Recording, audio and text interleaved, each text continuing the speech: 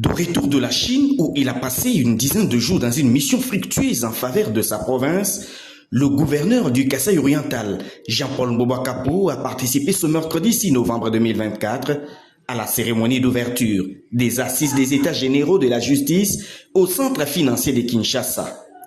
Placé sous le thème « Pourquoi la justice congolaise est-elle malade? Quelle thérapie pour la guérir ?»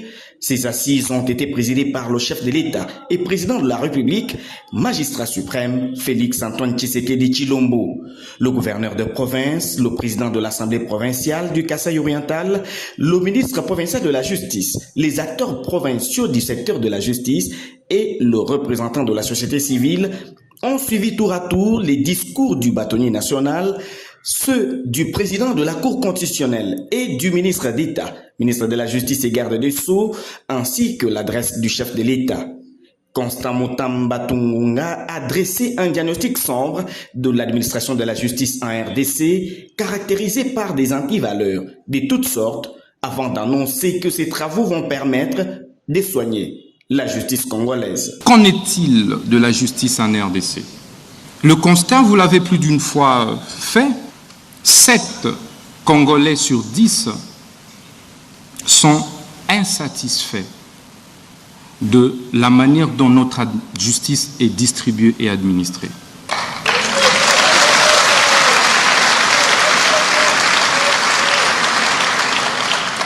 D'où les différents jérémiades, les différentes plaintes, parfois les différentes tensions sociales observées au sein de notre société. Mais que faire pour pouvoir en guérir, Excellence, Monsieur le Président de la République? Mais il faut discuter, il faut un cadre pour échanger. Il faut se regarder dans les yeux. Pourquoi? Parce que seule la justice élève une nation. Prônant l'état de droit depuis son avènement à la magistrature suprême, le chef de l'État Félix-Antoine Tshisekedi Tshilombo a réaffirmé son engagement à redorer l'image de la justice congolaise et soigner ses maux. Ma présence en ce lieu n'est pas un simple acte protocolaire destiné à être inscrit dans les lettres de noblesse du ministère de la Justice. Elle est plutôt le symbole de mon engagement ferme de restaurer la justice de notre pays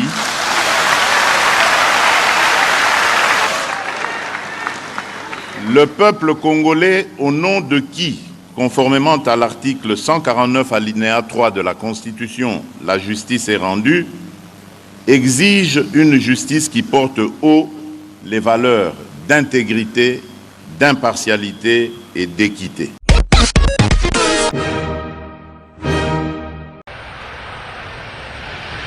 En partance pour la Zambie où il prendra part aux travaux de la 13e session de la Commission permanente mixte Défense et Sécurité RDC Zambie, le vice-premier ministre et ministre de l'Intérieur et Sécurité, Jacquemaine Chabani Luko, est arrivé à Lubumbashi ce mercredi 6 novembre 2024 par l'aéroport international de la Luano.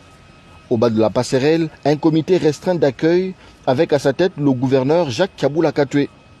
Le patron de la territoriale va par la suite saluer le Conseil provincial de sécurité avant de recevoir les honneurs de la police nationale congolaise. Jacquemaine Chabani Luko prendra tout son temps pour serrer la main aux membres du gouvernement provincial et ceux du cabinet du gouverneur et plusieurs autres personnalités venues l'accueillir. Signalons que ces assises ouvertes depuis le lundi 4 novembre dernier dans la ville zambienne de Kitwe, en province de Copperbelt, vont évaluer les mesures prises pour renforcer la sécurité aux frontières de la RDC et la Zambie en vue de lutter notamment contre la fraude douanière et le trafic illicite. Elle se clôture ce jeudi 7 novembre 2024.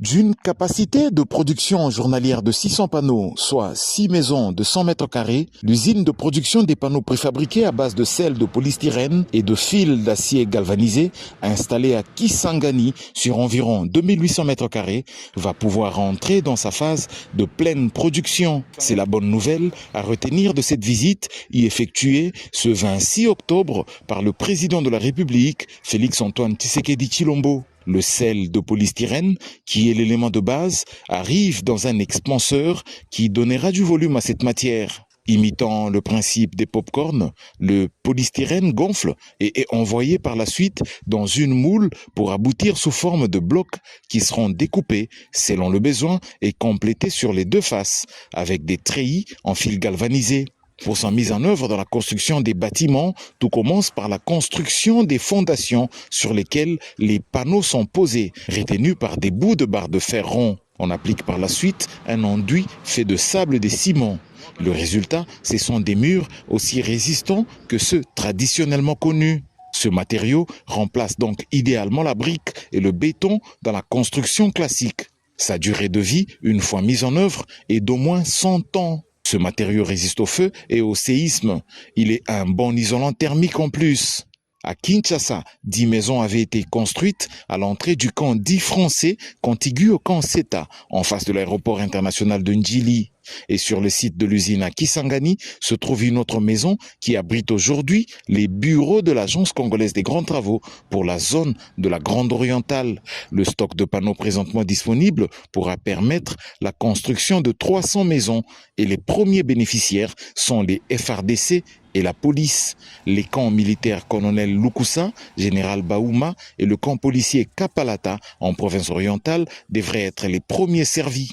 Une fois lancée à plein régime, cette usine pourra également résoudre d'autres besoins qui se posent dans le domaine du logement au pays.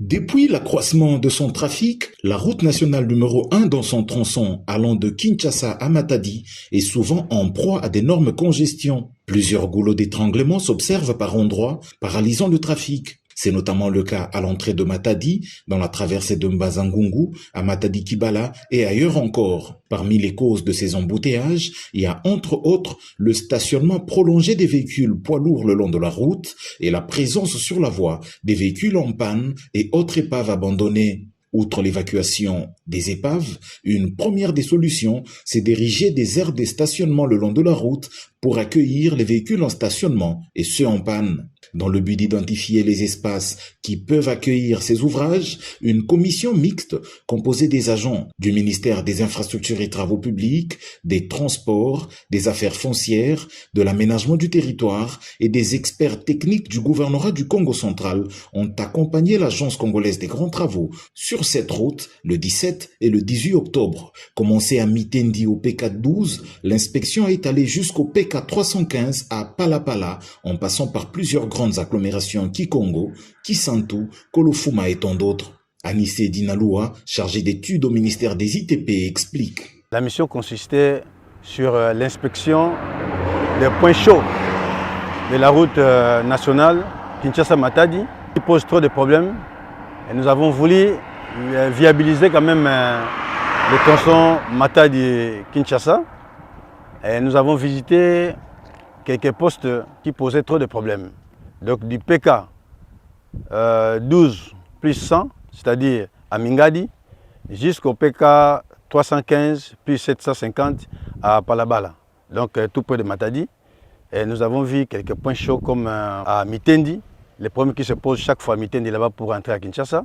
Et puis sur le poste de péage et de pesage de Kasangulu, ainsi que sur toute la route. Alors, nous avons visité le point où on peut aménager facilement, dans les zones de recul bien sûr. Là, on peut aménager les zones de stationnement et puis les zones d'évitement. À chaque fois qu'il y a des passements, où le remorque peut aller à côté pour permettre à l'autre de passer. Les usagers exténués par ces longues files d'attente attendent impatiemment la mise en œuvre de ces aires de stationnement, première des solutions à cette épineuse question de l'engorgement de la route Kinshasa-Matadi.